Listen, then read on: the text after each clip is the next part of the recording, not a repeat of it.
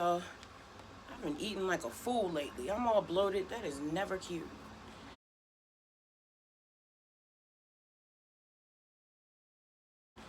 How y'all been? You had a good day? My day was decent. My day was decent. Tell me why one of my sons finna move out. That is so crazy.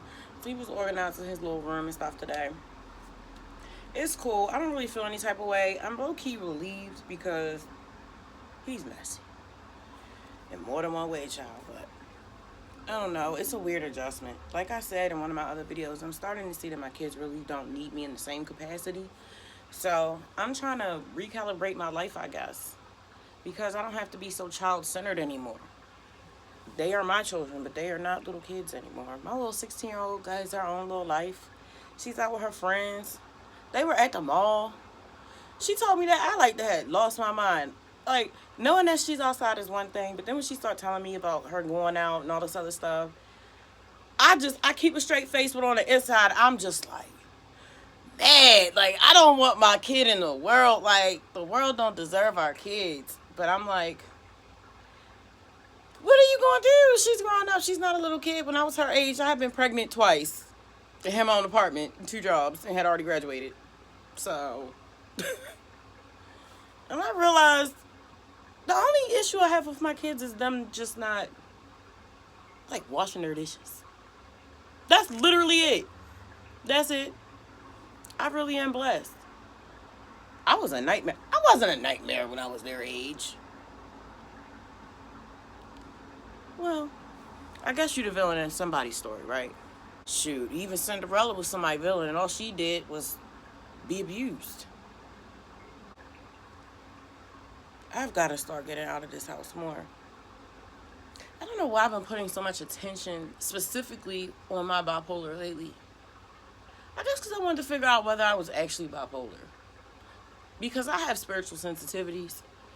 But then I'm thinking, like, on a physiological level, like biologically, if you have a chemical imbalance, that's going to affect your mental health. That's going to affect your physical health. And I've just been really concerned about that lately.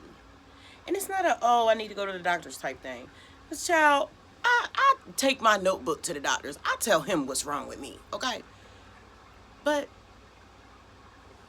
I'm starting to put myself in the middle of my focus for life. I've never done that. Either I've focused on my kids or my husband or just someone else. Anyone else but me. I've been focused a lot on God, my ancestors, and me. Because at the end of the day, that's all there is. They finna all move out. That's crazy. My whole life is centered around them kids. Then what? I make music and I write, but I don't do it for other people. And I don't do it for a career, even though it is my career. If you're not really making money from it, is it really a career? It's a passion, but it's not a hobby. But it's like,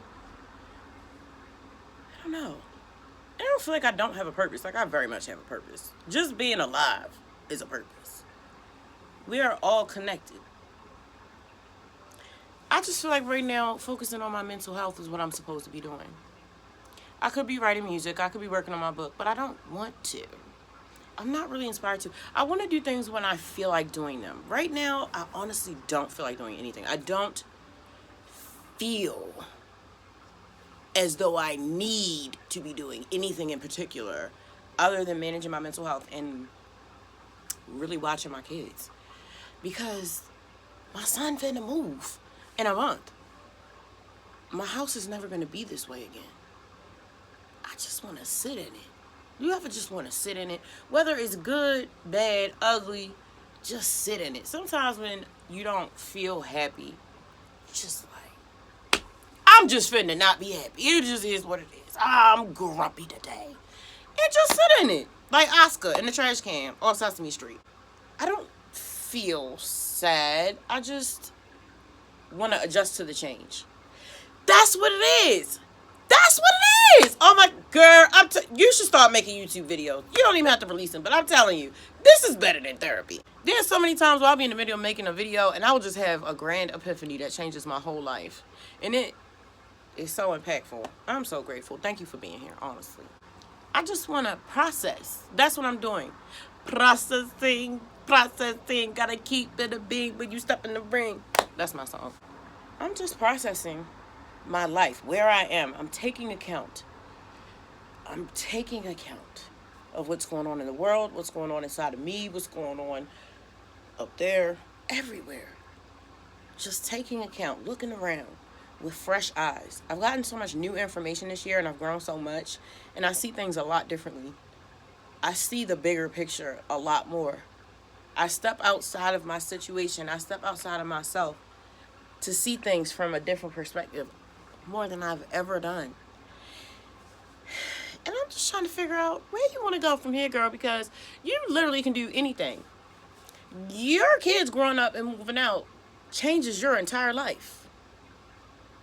You don't have to take care of anybody anymore. That means you can like take care of yourself and do stuff you want to do. Like, you can go to school instead of trying to force them to go to school. You could go start listening to jazz live. You could go be a foodie. Go try vegan restaurants all up and down the East Coast. Girl, you could do whatever you want to do. I think I like that. I don't know. My adoptive cousin keeps trying to get me to go on some grand excursion. She goes on vacation like twice a month. That woman has been all across the world 3 times. And she's younger than me. Shout out to Tammy. I love you, sis. She's been trying to get me to go on a vacation. Now, me personally, I think vacations are for wealthy people. There are some people that don't believe that. That's fine. When I was growing up, we went on vacation every year. But the world has changed since then. And my adoptive parents were middle upper class, so they could afford it. I just feel like until you are financially stable, maybe going on vacation ain't the thing to do. But then again, my kids have taught me that it's important to have experiences. And I just took them to Ocean City 2 years ago. So, girl, what are you even talking about? But so I'm just saying, when you get new information, you change. You see things differently. Like, I wouldn't go. I feel that way now, but I didn't feel that way 2 years ago. And I might not feel that way even by the time this video premieres. So, who knows? You know? You learn more. You do different. But my life is changing. And I'm very aware of that. And I think even that awareness is new for me because I was high most of my life. I've been high since I was like 11 or 12. That's a long time to not be like conscious. So even that in itself is a whole new experience. A whole new world. I get so distracted. That's why I have to put a timer on when I do my stretches. But I'm looking forward to going out more.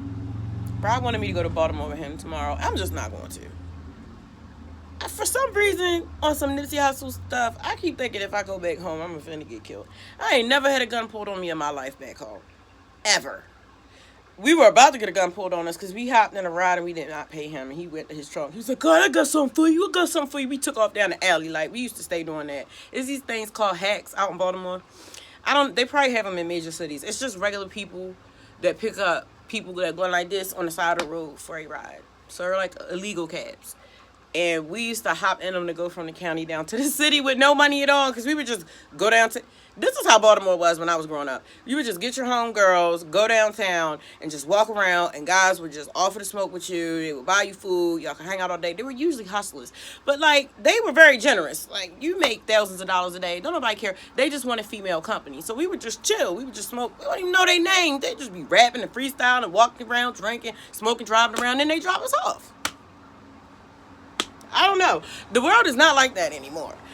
And I would strangle my daughter if she even considered doing something like that. But we were raised different. I wasn't raised at all. I kind of just had to figure things out on my own. Kind of like right now. But I feel very supported. But that doesn't mean that it's all shits and giggles now.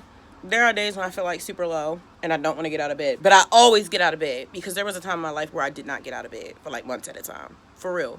The depressions I've experienced in my past were like something you would read in a book or see in a movie. It's just so unreal that people really live their lives like that.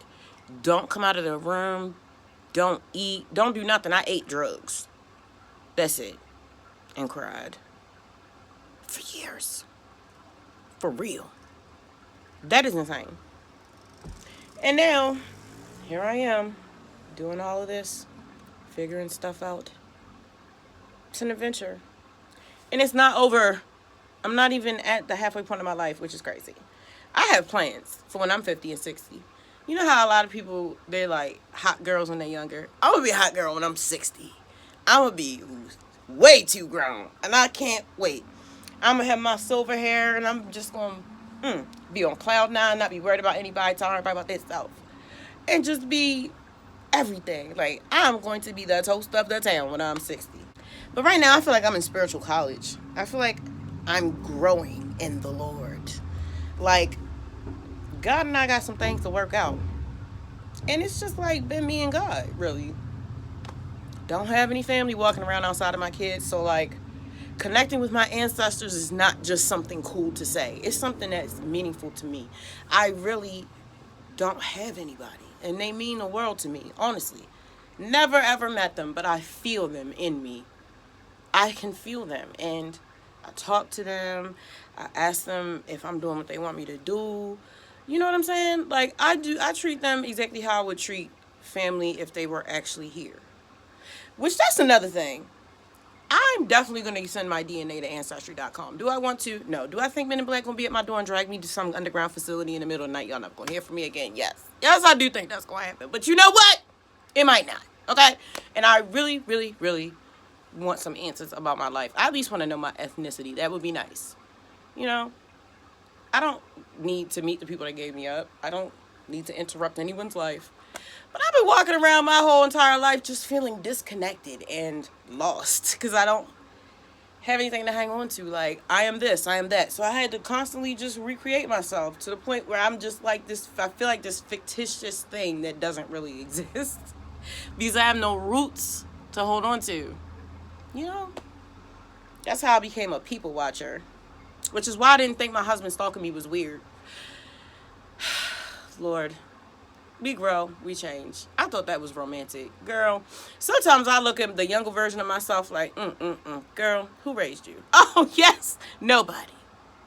It shows. But yeah, I'm adjusting to change.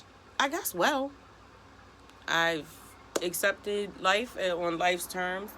When I get thrown a curveball, I just recalibrate. And I'm learning.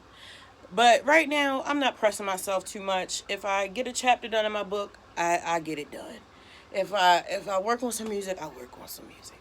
As long as I get up every day and this house is always clean and there's always food up in here and I'm constantly praying throughout the day, sometimes that's just going to have to be enough.